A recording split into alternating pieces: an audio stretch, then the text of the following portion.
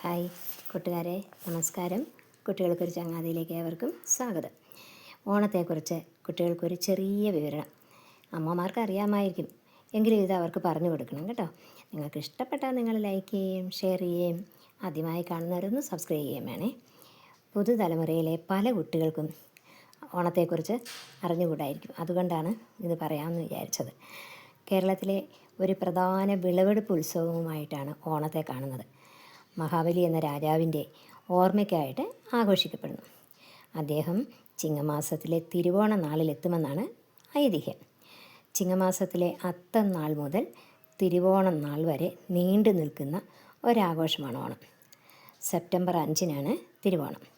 പ്രധാനമായും ഇതിന് നമ്മൾ ഒരുക്കുന്നത് പൂക്കളങ്ങൾ, ഓണസദ്യ, ഓണക്കളികൾ, ഓണത്തല്ല്, സാംസ്കാരിക പരിപാടികൾ ഒക്കെയായാണ് ആഘോഷിക്കുന്നത്. ജാതിയോ മതമോ അങ്ങനെ ഒരു വ്യത്യാസവുമില്ലാതെ മാലോകരെല്ലാം ഒത്തൊരുമയോടെ ആഘോഷിക്കുന്ന ഒന്നാണ് ഓണം, അല്ലേ? 1961 കേരളത്തിൻ്റെ ഔദ്യോഗിക ഉത്സവമായി ഓണത്തെ പ്രഖ്യാപിച്ചത്. അങ്ങനെ നമ്മുടെ ദേശീയ ഉത്സവമാണ് ഓണം. ഐതിഹ്യവും ചരിത്രവും നോക്കിയാൽ ഒരുപാടുണ്ട്, എങ്കിലും അതിൽ പ്രധാനപ്പെട്ടത് നമുക്ക് കേൾക്കാം. മഹാബലി എന്ന നീതിമാനായ രാജാവിൻ്റെ തൻ്റെ പ്രജകളെ കാണാൻ രാജാവ് വരുന്ന നാൾ ആ ചിങ്ങമാസത്തിലെ തിരുവോണ നാളിലാണ്. അതാണ് നമ്മൾ ചിങ്ങമാസത്തിലെ മഹാബലിയെ ക്ഷണിക്കാനായിട്ട് മുറ്റത്ത് അത്തം മുതൽ പൂക്കളം ഒരുക്കുന്നത്. ഓണത്തപ്പൻ്റെ ആസ്ഥാനമായി കണക്കാക്കുന്നത് തൃക്കാക്കരയാണ്. ഇവിടെ വാമനമൂർത്തിയുടെ ഒരു ക്ഷേത്രമുണ്ട്. ഇവിടെ മഹാവിഷ്ണു ആണ് വാമനമൂർത്തിയായി അവതരിച്ചത്. സംഘകാല കൃതികളിലൊക്കെ വിളവെടുപ്പിൻ്റെയും കാർഷിക വ്യാപാരത്തെയും പ്രധാനമായും വ്യക്തമാക്കുന്നുണ്ട്. ഓണത്തിൻ്റെ പ്രധാന പരിപാടി പൂക്കളം, വിഭവസമൃദ്ധമായ ഓണസദ്യ, പലതരം ഉപ്പേരികൾ, പായസം ഒക്കെ കാണും, അല്ലേ? ഓണക്കളികളിൽ ഉത്രാടപ്പാച്ചിൽ എന്ന് കേട്ടിട്ടുണ്ടോ നിങ്ങൾ?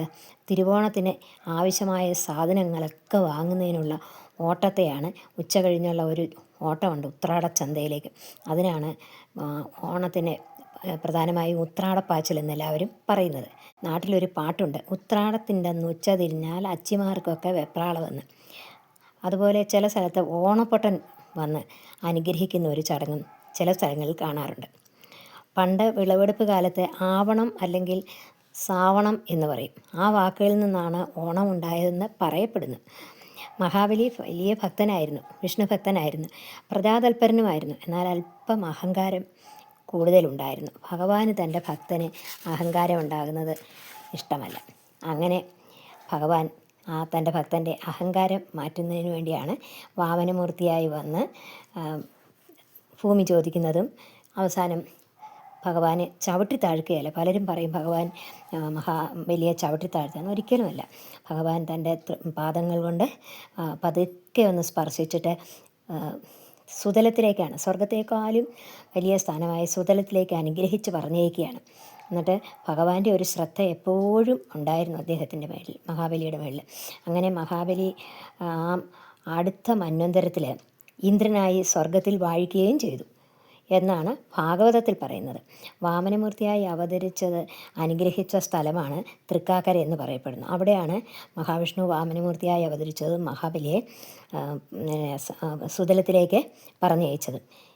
അങ്ങനെ ഓണത്തിനെക്കുറിച്ചുള്ള പ്രധാനപ്പെട്ട കാര്യങ്ങളാണ് ഞാൻ പറഞ്ഞത്. ഓണത്തെക്കുറിച്ച് ഒരു കഥ ഞാൻ കഴിഞ്ഞ വർഷം വീഡിയോയിൽ ഇട്ടിട്ടുണ്ട് ഓണത്തിനെക്കുറിച്ച്. അത് നിങ്ങൾ പോയി കാണണം. ഞാനത് ഡിസ്ക്രിപ്ഷൻ ബോക്സിൽ കൊടുക്കാം. എല്ലാവർക്കും വളരെ സമ്പൽ സമൃദ്ധിയായ, എല്ലാവരും ഒത്തുചേരുന്ന ഓണം, എവിടെ ആയാലും എല്ലാവരും ഒത്തുചേരുന്ന ഓണമായിരുന്നു. അങ്ങനെ നമുക്കും ഈ കാലം, ഈ വർഷം ഓണം എല്ലാവരും ഒത്തുചേർന്ന് സന്തോഷത്തോടെ നമുക്ക് ആഘോഷിക്കാം. അപ്പോൾ തൃക്കാക്കരയാണ് കൂടുതലും ഇതിന് പ്രാധാന്യം. തൃക്കാക്കര പോകാൻ സാധിക്കുന്നവർക്ക് അവിടെ പോയി തൊഴുത് ഇത് ഓണാഘോഷങ്ങളൊക്കെ കാണാം. വലിയ അത്തപ്പൂക്കളമൊക്കെ 28 ദിവസം നീണ്ടു നിൽക്കുന്ന ഉത്സവമായിരുന്നു. എല്ലാവർക്കും ഞാൻ സമ്പൽ സമൃദ്ധിയുടെ ഒരു ഓണം ആശംസിക്കുന്നു. എല്ലാവർക്കും നമസ്കാരം, ഓണാശംസകൾ.